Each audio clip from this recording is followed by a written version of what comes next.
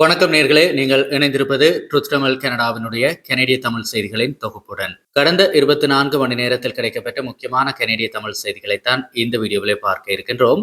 இதுவரைக்கும் சேனலை சப்ஸ்கிரைப் செய்யாத நேர்கள் இருந்தால் இப்போதே சப்ஸ்கிரைப் செய்து கொள்ளுங்கள். தொடர்ச்சியாக விரிவான செய்திகளை பார்க்கலாம்.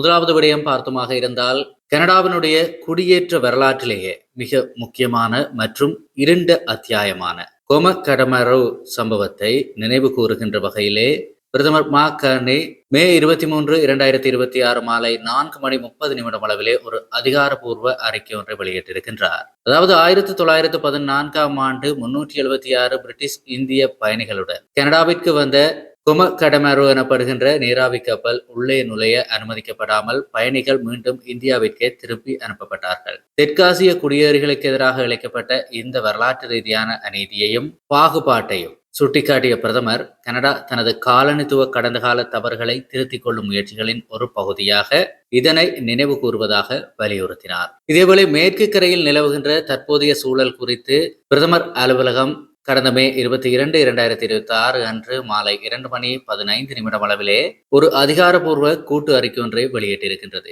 மத்திய கிழக்கிலே சர்வதேச சட்டம், அமைதி மற்றும் மனிதாபிமான கொள்கைகளை நிலைநாட்டுவதில் கனடாவினுடைய உறுதிப்பாட்டை இந்த அறிக்கை ஆழமாக வலியுறுத்தியுள்ளது. இஸ்ரேலிய பலஸ்தீனிய மோதலுக்கு தீர்வு காண இரு மாநில தீர்வை, அதாவது 2 ஸ்டேட் சொல்யூஷனை ஆதரிப்பதாக மீண்டும் உறுதியளித்துள்ள கனடா, பாதிக்கப்பட்ட மக்களுக்கு தொடர்ந்து மனிதாபிமான உதவிகள் வழங்கப்படும் எனவும் பொதுமக்களை பாதுகாக்கும் அவசியம் இருப்பதையும் சுட்டிக்காட்டியுள்ளது. இதேவேளை நேர்களே, பிரதமர் மார்க் கார்னிக்கும் ஜெர்மனியினுடைய அதிபர் ஃபிரெட்ரிக் மெர்ஸ் மற்றும் நோர்வேயினுடைய அதிபர் ஜோனஸ் காஸ்டோர் ஆகியோருக்கு இடையிலே ஒரு முக்கியமான தொலைபேசி உரையாடல் நடைபெற்றிருக்கிறது.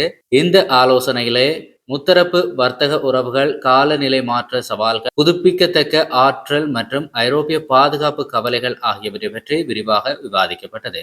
இதேவேளை இந்த தொலைபேசி உரையாடலிலே சர்வதேச இராஜதந்திரத்திலே கனடாவினுடைய சிறப்பான பங்கை ஐரோப்பிய தலைவர்கள் பாராட்டியிருந்தார்கள். இதேவேளை நேட்டோ மற்றும் பொருளாதார கூட்டாண்மையை மேலும் வலுப்படுத்துவதற்கான உறுதிப்பாட்டை கனடா தரப்பு வெளிப்படுத்தியது. அடுத்த முக்கியமான செய்தியை பார்த்தமாக இருந்தால், கனடாவின் உச்ச நீதிமன்றத்திற்கான அடுத்த நீதிபதியை தேர்ந்தெடுப்பதற்கான சுதந்திரமான ஆலோசனை குழுவினுடைய உறுப்பினர்களை பிரதமர் மார்க் கார்னி அறிவித்திருக்கிறார். முன்னணி சட்ட நிபுணர்கள், கல்வியாளர்கள் மற்றும் கனடாவின் பன்முகத்தன்மையை பிரதிபலிக்கும் பல்வேறு பின்னணிகளை கொண்ட நிபுணர்கள் இந்த குழுவிலே இடம்பெற்றிருக்கிறார்கள். நீதித்துறை நியமனங்களின் வெளிப்படைத்தன்மை மற்றும் தகுதியின் அடிப்படையிலான தேர்வை உறுதி செய்யும் கனடாவின் தொடர்ச்சியான முயற்சிகளின் ஒரு பகுதியாக இந்த முன்னெடுப்பு அமைந்திருக்கிறது.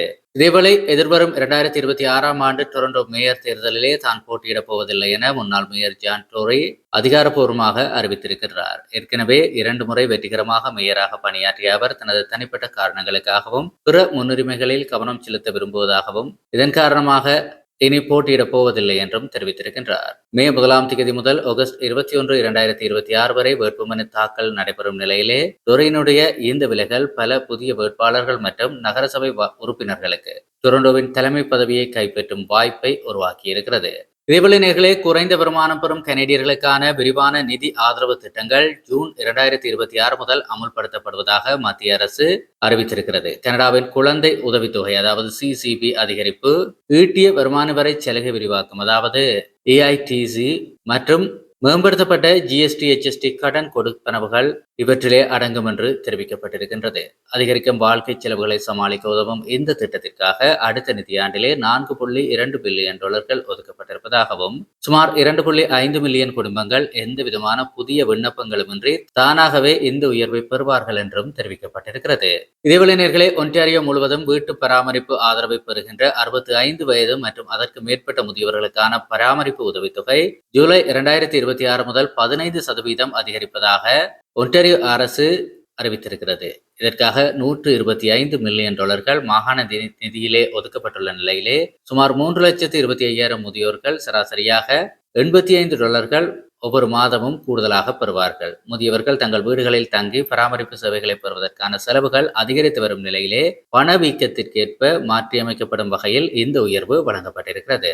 இதேவேளை நேர்களே, ஆண்டுக்கு $150,000 குறைவான வருமானம் ஈட்டும் குடும்பங்களுக்கு உதவும் வகையிலே புதிய குழந்தை பராமரிப்பு மானிய திட்டத்தை பிரிட்டிஷ் கொலம்பியா அரசு அறிவித்திருக்கின்றது. தகுதியான குடும்பங்களுக்கு உரிமம் பெற்ற குழந்தை பராமரிப்பு செலவுகளிலே 90% வரை மானியமாக வழங்கப்படும். இதற்காக அடுத்த 3 ஆண்டுகளிலே $280 மில்லியன் நிதி ஒதுக்கப்பட்டிருக்கிறது.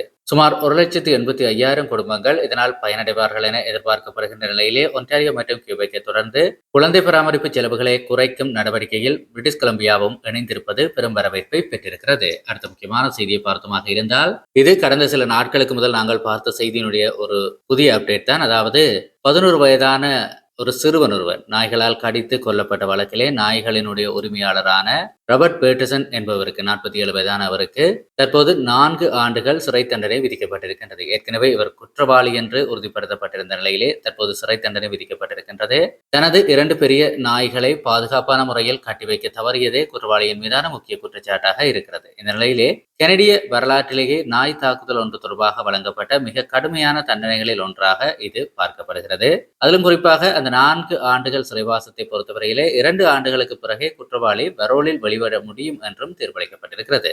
அடுத்த முக்கியமான செய்தியை பார்த்தமாக இருந்தால் நேர்களே, டொரண்டோவில் 2 நாட்கள் இடைவெளியில் அறிமுகமில்லாத 2 நபர்களை கொடூரமாக கொலை செய்த 31 வயதான கெனத் மார்டினஸ் என்பவருக்கு ஆயுள் தண்டனை விதிக்கப்பட்டிருக்கிறது. ஏப்ரல் 10 அன்று 28 வயதான சாரா ஜான்சனும், ஏப்ரல் 12 அன்று 35 வயதான மைக்கேல் ரொட்ரிக்ஸும் கொலை செய்யப்பட்ட நிலையிலே கண்காணிப்பு கேமரா மற்றும் DNA ஆதாரங்கள் மூலம் குற்றவாளி உறுதி செய்யப்பட்டார். வழக்கு விசாரித்த நீதிபதி பேட்ரிசா வில்லியம்ஸ் குற்றவாளிக்கு குறைந்தபட்சம் 25 ஆண்டுகளுக்கு பரோல் இல்லாத ஆயுள் தண்டனையை விதித்து தீர்ப்பளித்திருக்கிறார். இதேவேளை டொரண்டோவில் ஜூத சமூகத்தினரை குறிவைத்து போலி துப்பாக்கியால் தொடர் தாக்குதல்களை நடத்திய 18 வயதான பிராண்டன் மிட்சல் என்கின்ற இளைஞரை காவல்துறை கைது செய்திருக்கின்றது. கடந்த மே மாதம் 7ஆம் தேதி இரவு 8:30 அளவிலே ஹைலேண்ட் அவென்யூவில் வைத்து நடத்தப்பட்ட தாக்குதலிலே 3 மீது நடத்தப்பட்ட தாக்குதலிலே 52 வயதான டேவிட் கோல்ஸ்டீன் என்பவர் சிறு காயமடைந்திருந்தார். அதேபோல ஏப்ரல் 30 அன்றும் இதேபோன்று ஜூத சமூகத்தினர் மீது தாக்குதல் நடந்த நிலையிலே கைதான இளைஞர் மீது கடுமையான தாக்குதல் மற்றும் வெறுப்புணர்வு குற்றச்சாட்டுகள் பதிவு செய்யப்பட்டிருக்கிறது. இதேவேளை நேர்களே, பல தசாப்தங்களாக இயங்கிய ஆன்லைன் பாலியல் சுரண்டல் கும்பல் ஒன்று சிக்கியிருக்கிறது.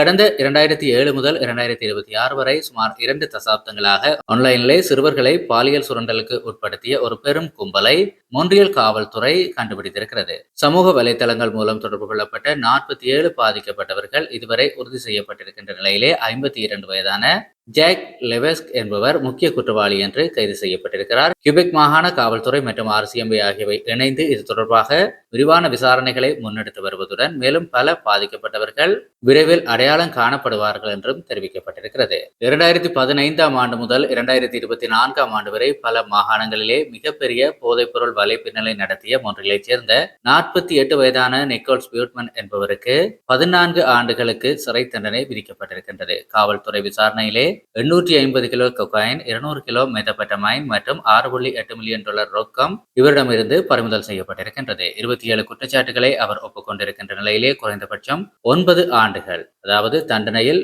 2/3 பங்கு சிறைவாசத்திற்கு பிறகே அவர் பரோலுக்கு விண்ணப்பிக்க முடியும் என்றும் நீதிபதி தீர்ப்பளித்திருக்கிறார். இதேவேளை நேயர்களே, ஹாலிஃபேக்ஸ் பகுதியிலே கடந்த மே 22ஆம் தேதி அன்று காலை 9:45 அளவிலே தொட்டிலில் உறங்கிக் கொண்டிருந்த பிறந்து 8 நாட்களேயான எமா ரிச்சர்ட்சன் என்கின்ற பச்சிளம் குழந்தை மர்மமான முறையிலே காணாமல் போயிருக்கிறது.